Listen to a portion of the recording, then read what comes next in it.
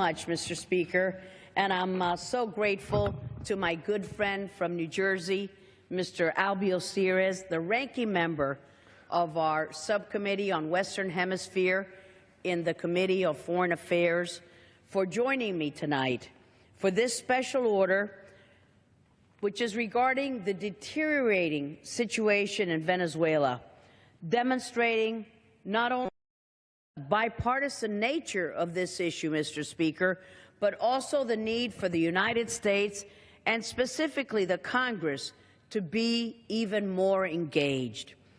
As Mr. Sires knows, and we will hear from him in just a few minutes, the situation in Venezuela, as you can see here, is becoming more desperate by the day. The humanitarian situation is getting worse, if one can imagine that. The Maduro regime continues its flagrant human rights violations, and despite the latest round of sanctions against human rights violators imposed by our excellent Treasury Department, the United States needs to take more decisive steps in support of the people of Venezuela. Mr. Speaker, at least 48 Venezuelans have been killed in almost 2 months of protest, nonstop protest, against a dictatorship responsible for a litany of crimes. You cannot enumerate them. Horrific human rights abuses, drug trafficking, a rapidly worsening humanitarian situation. The list goes on and on, Mr. Speaker.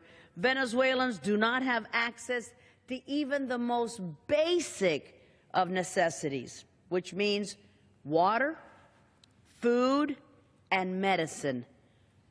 None of that exists in Venezuela. Venezuelan humanitarian shortages of food and medicine. People are standing in lines to get nothing. The Venezuelan Pharmaceutical Federation estimates that the country is running shortages on nearly every necessary medical item. And few Venezuelans who could afford to purchase medicine, they are forced to pay exorbitant prices for supplies like gauze, pain relievers, Band-Aids, and that's only if they're available in the first place, Mr. Speaker.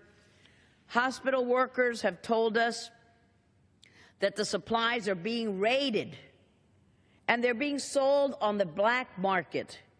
The situation is no better when it comes to food. Last week, a 46-year-old man was killed by soldiers as he was on his way home from buying diapers for his baby. Killed while buying diapers for his babies. Why? Because diapers are a scarce commodity. They've been a scarce commodity for over a year now. In Venezuela, a country that was abundant in natural resources. Earlier this week, this very week, a 15-year-old boy was shot and killed for the crime of buying flour. One study reports that 75% of the population of Venezuela, this is unbelievable, has lost an average of 19 pounds due to food shortages. Even obtaining water can be an expensive proposition for those without running water at home. The shortages of basic goods has led to massive lines, has led to violence, has led to looting, as people have become increasingly desperate for the basic, meager means to survive. We're just talking about basic necessities, Mr. Speaker.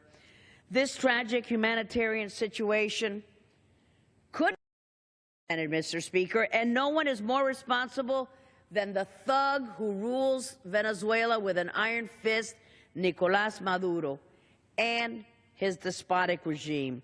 The Maduro dictatorship presides over the world's largest oil reserves, yet has managed to run the state oil company and the entire economy into the ground. Socialism does not work Communism does not work. One need only look at Venezuela. Instead of allowing humanitarian relief, the regime has nationalized the food and medical supply chain and put corrupt officials in charge. What could go wrong?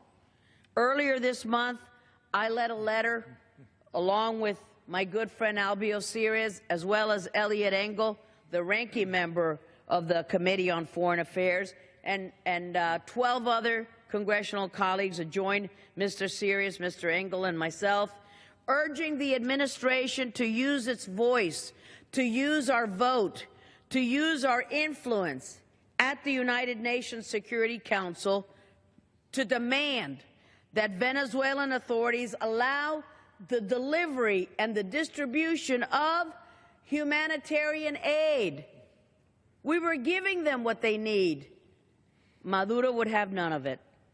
But I applaud our U.S. ambassador at the UN, Nikki Haley, for organizing a Security Council meeting on Venezuela last week. But more needs to be done, Mr. Speaker.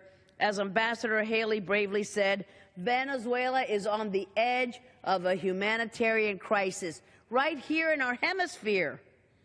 Humanitarian agencies must be allowed to operate independently in Venezuela without interference from the thuggish Maduro regime and deliver the aid that the people so desperately need. The world is ready to help Venezuela. Nicolás Maduro refuses this help. And humanitarian agencies must say to Maduro, if they are hindered in any way, then those responsible must be held to account. And before I continue, Mr. Speaker, to address the Maduro regime's abuse of human rights in greater detail and how the United States can be a force for good in Venezuela, I would like to yield to my good friend from New Jersey, Albio Ceres, for as much time as he may consume.